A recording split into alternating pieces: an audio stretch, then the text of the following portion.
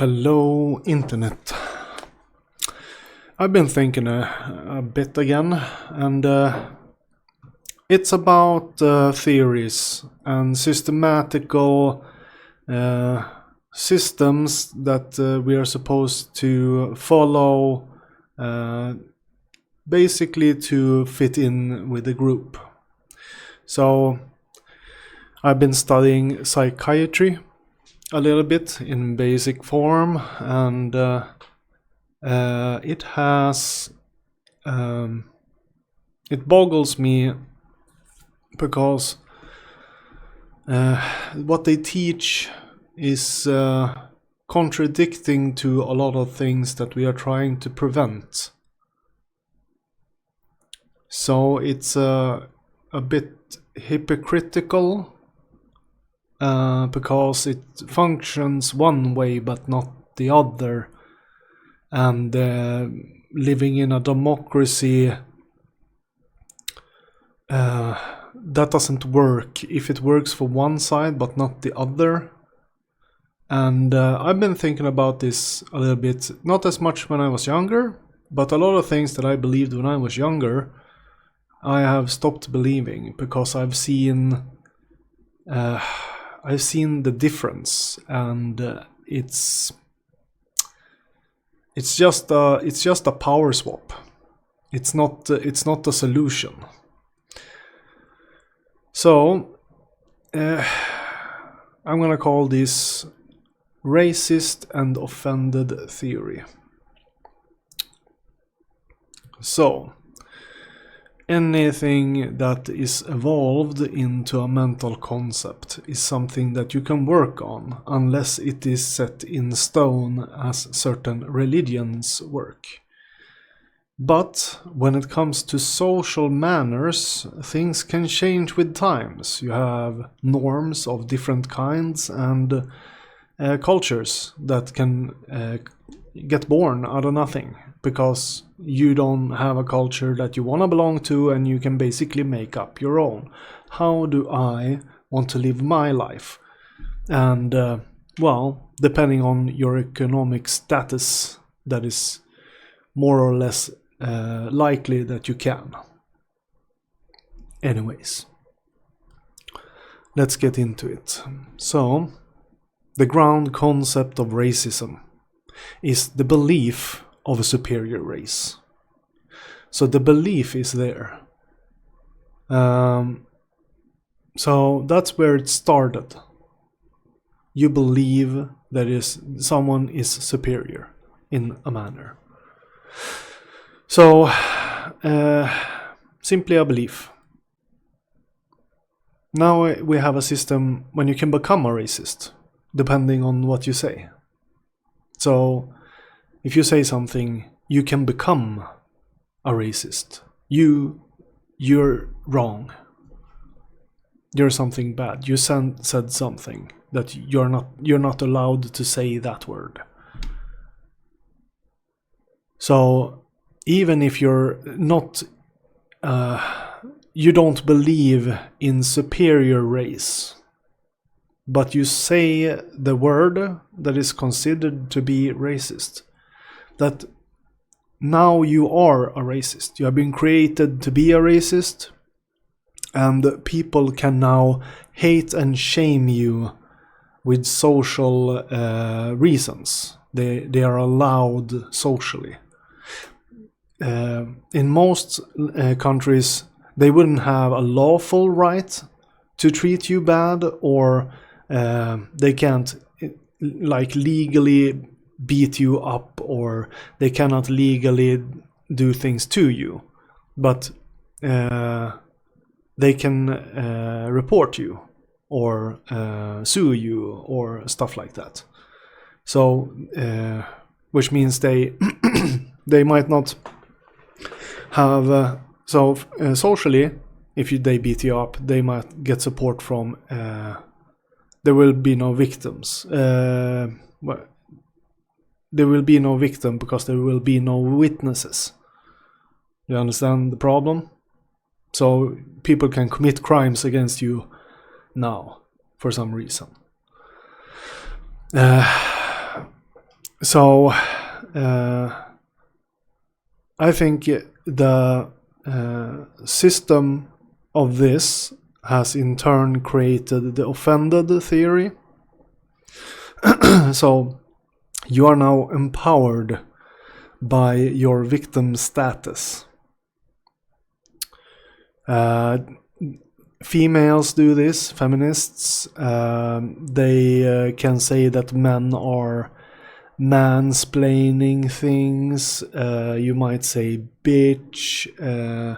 Any type of word that has gotten a negative meaning because it inflicts your feelings, so you get offended, is what I'm getting at.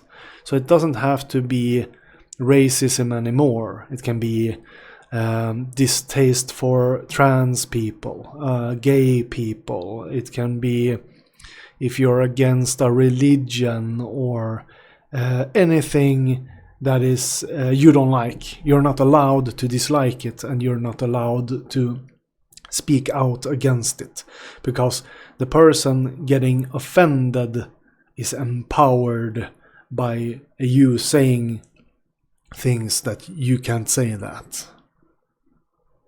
So the offended theory is that you get empowered by your victim status. But it only works if you are a victim in the eyes of the beholder. Which means it is a social power given by the group. And it also don't work unless the group empowers you. So these two subjects are the reasons why freedom of speech is under threat. This is why you need a platform that supports you when you speak. The platform can simply neglect you, and now you're powerless. The platform can be taken over by a larger group of people that want to empower themselves. This can be a younger generation.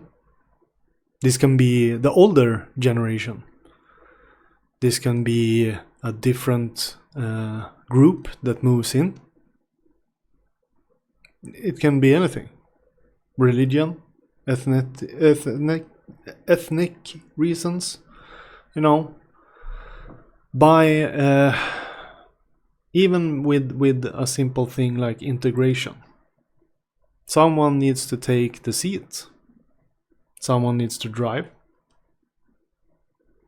So if you have an organization, you will always have empowered people and people who want to be empowered to become in that seat, So the problem is that you create a system where you can attack the people you work with, your neighbors. Like how is this supposed to be a good thing? Like the reason why I looked at this was because I saw a video of Dave Chappelle, and he was talking about calling the police on a kid that threw a snowball and said the N-word. And that was a capital offense or something like that. So I don't know I don't know what punishment that holds. And I don't think the person was doing... it wasn't very nice to do that, but I don't know if the whole reactional part to get them back or something. I mean, what if they lied? Maybe he just threw a snowball at him and then they say that he said that word, because there was a difference. If he just threw a snowball, it was a minor offense. But if he says a negative word with it, it becomes a worse crime. So like I can't understand that a snowball. Was it a normal snowball or was it like a clump of ice? Was it like for a Swede? It doesn't make sense. We have snowball wars here as kids. We throw snowballs at each other or at least we did when I was a child. Maybe it's not something that you do anymore. But the thing is that what if they lied? Because his witnesses was his family members. So what if they just threw a snowball at him? And they didn't say the N-word. I mean, he was even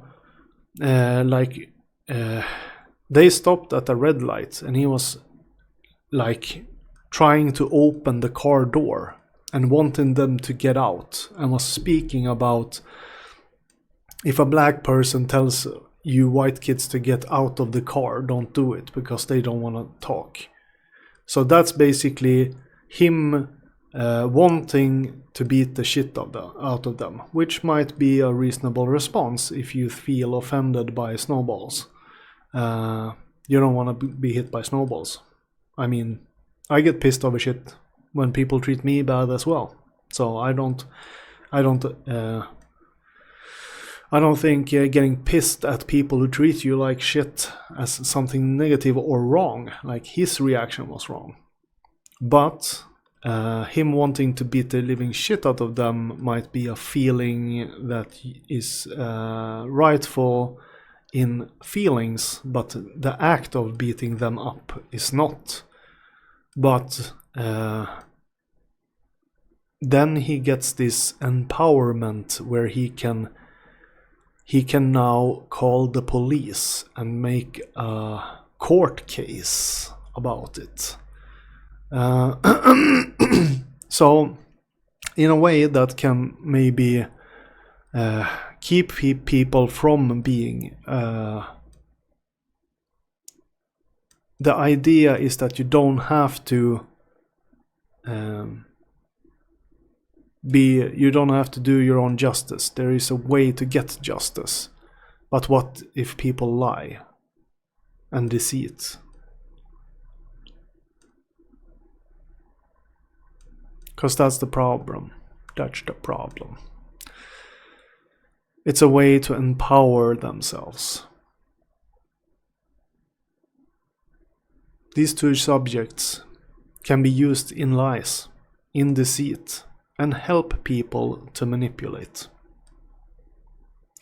Because now the ones empowering me just need to believe that it is true. This system leaves us with nothing but oppression. You can no longer question something. You can no longer critique something. You have to stay in line with the program. You can't say that. Don't you say that. If you say that, this is nothing but a control mechanism to control people in a cult-like fashion. Freedom of speech might not empower everyone. It might not empower you. But I rather listen to ugly truths than on a beautiful lie that is filled with hypocrisy.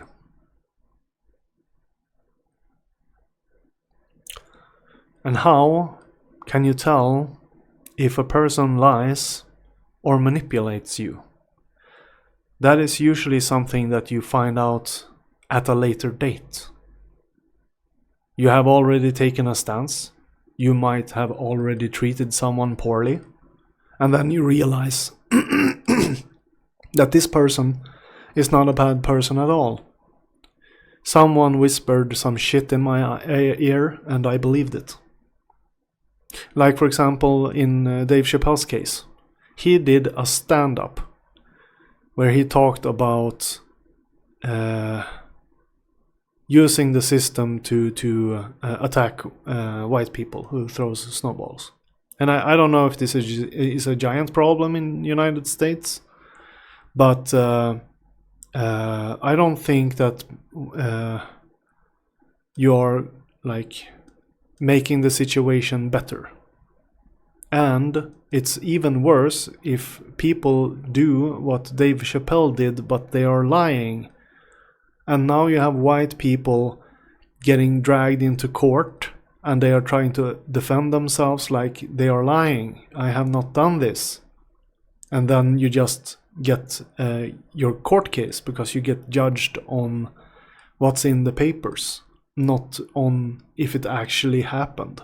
There's just a lot of emotional people that can, and yeah, like I wonder, is it really, how many get judged unfairly or on lies?